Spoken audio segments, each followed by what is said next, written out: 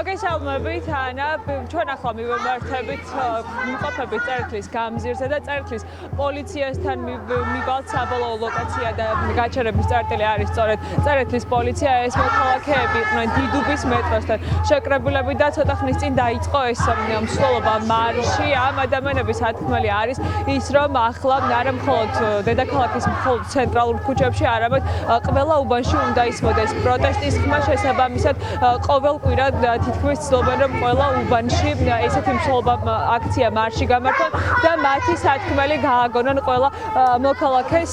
ასევე აქ ბანერები აქვთ მოტანილი ადამიანებს, სადაც საუბარია იმაზე, რომ პოლიციური რეჟიმის დამხობას ითხოვენ ისინი და ამბობენ, რომ პოლიცია უკანონო ქმედებებს ჩადის და ამის გასაპროტესტებლად იმყოფებიან ქუჩაში და სწორედაც ამიტომ არის მათი დანიშნულების ადგილი წერტლის პოლიცია და მან ასევე იტყვიან თავიანთ სათქმელს და პროტესტს. მოგესალმებით. პირდაპირ ეთერში ვართ. თუ შეიძლება რომ გითხრათ, რატომ შეიკრიბეთ დღეს, რატომ გამოხვედით ქუჩაში, რა არის თქვენი სათქმელი და თქვენ თემქაზეც იმყოფებოდით, ხო? მათ შორის, როდესაც რეჟიმის პოლიციამ ძალა გამოიყენა მოქალაქეების წინააღმდეგ. აი ესეც რომ შეგვიფასოთ და ამის გამოც ხართ დღეს ქუჩაში გამოსული.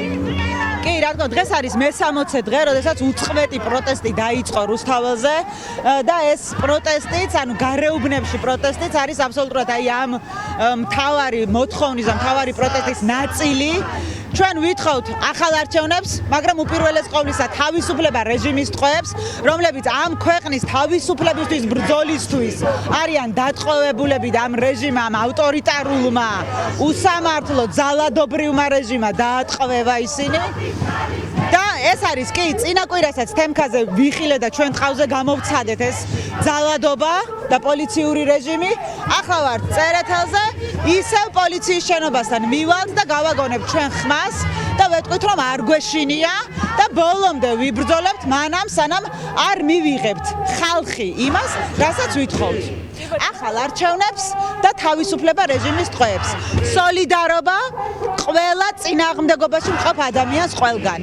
კი ბატონო, მადლობა ძალიან დიდი, მოკლედ თქვენ აქციის მონაწილეებს უსმენთ და ამბობენ ისინი იმას, რომ მიუხედავად იმისა, რომ საკუთარ თავზეც გამოცადეს პოლიციის და რეჟიმის ეს ძალადობა და უბრალოდ იმის გამო დააკავეს, რომ ნიღბები ეკავათ ამ ადამიანებს, ისინი მაინც ეს ყველაფერი მათ არ აშინებთ და მაინც აგრძელებენ ყოველდღიურ რეჟიმში ისინი აქტიურად პროტესტს. მოგესალმებით, პირდაპირ ეთერში ვართ, თქვენც რომ გითხრათ თქვენი სათქმელი რა არის დღეს, რატომ იმყოფებით ქუჩაში და რას ეთქვით საზოგადოებას? ჩვენ ვაპროტესტებთ უსამართლობას, იმიტომ რომ ქვეყანაში დაისადგურა უსამართლობა. ეს არის ყველანაირი ტიპის უსამართლობა. პოლიცია იცავს რეჟიმს და არა მოქალაქეებს. ხელში ეს ქვეყანა ჩაიგდო რამდენიმე ადამიანმა და ეს ქვეყანა აღარ ეკუთვნის ხალხს, რაც ასევე არის უსამართლობა და ხალხი ცხოვრობს სიღარიბეში, სიღატაკეში, მაშინ როდესაც რამდენიმე ადამიანი შუშის შენობებში არის ძალიან ბედნიერად გამოკეტილი, ხო?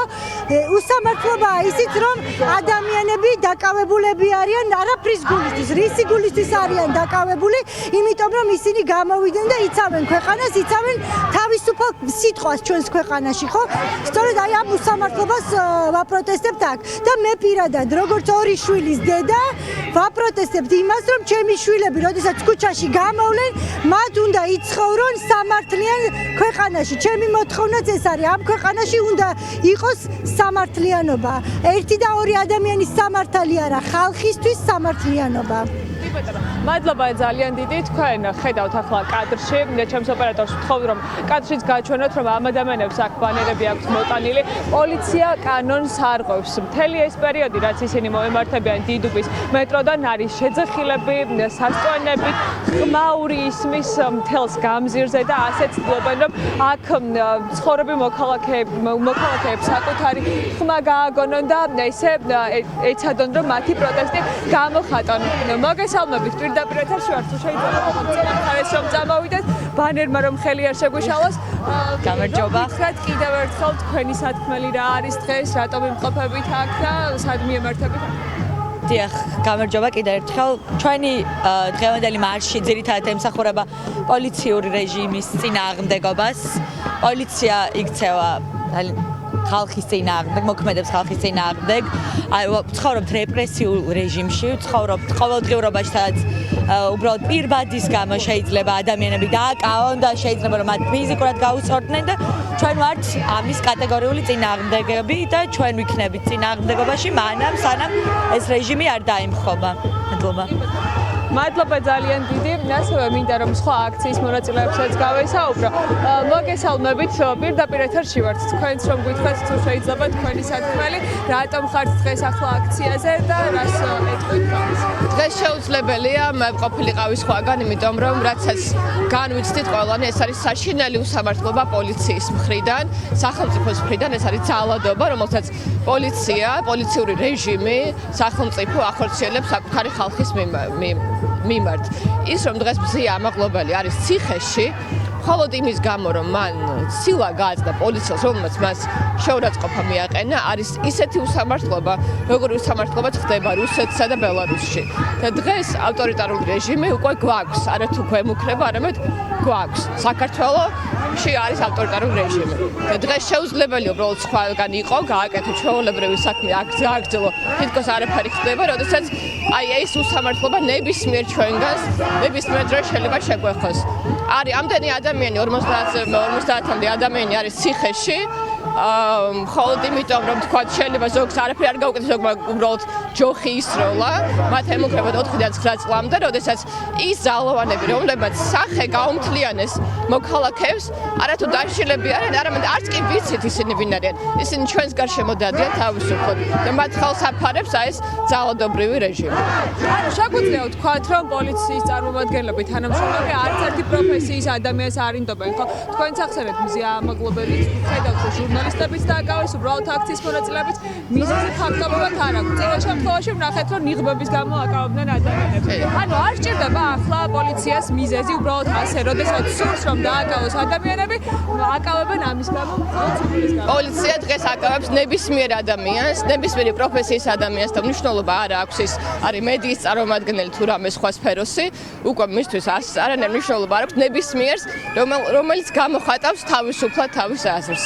და რომელიც აპროტესტებს იმას, იმ ავტორიტარიზმს, იმ ძალადობრივ რეჟიმს, რომელშიც ჩვენ დღეს ვართ.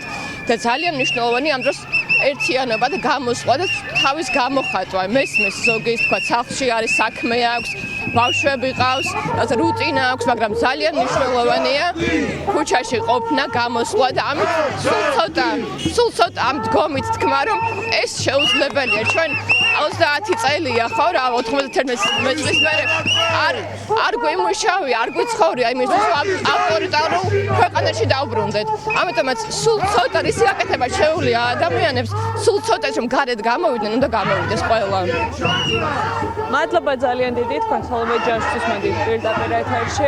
მოკლედ აქცია უკვე მიემართება პოლიციის შენობისკენ, წერეთლის პოლიციის მიმართულებით. თქვენ შეძახილები გესმით, ხმაური გესმით ახლა ქუჩაში და ესე ცდილობენ ეს მოქალაქეები, რომ საკუთარი ხმა აქ მცხოვრებ ადამიანებსაც გააგონონ და შესაბამისად ყველა უბანში, თბილისის დედაქალაქის ყველა უბანში ისმოდეს მათი პროტესტის ხმა.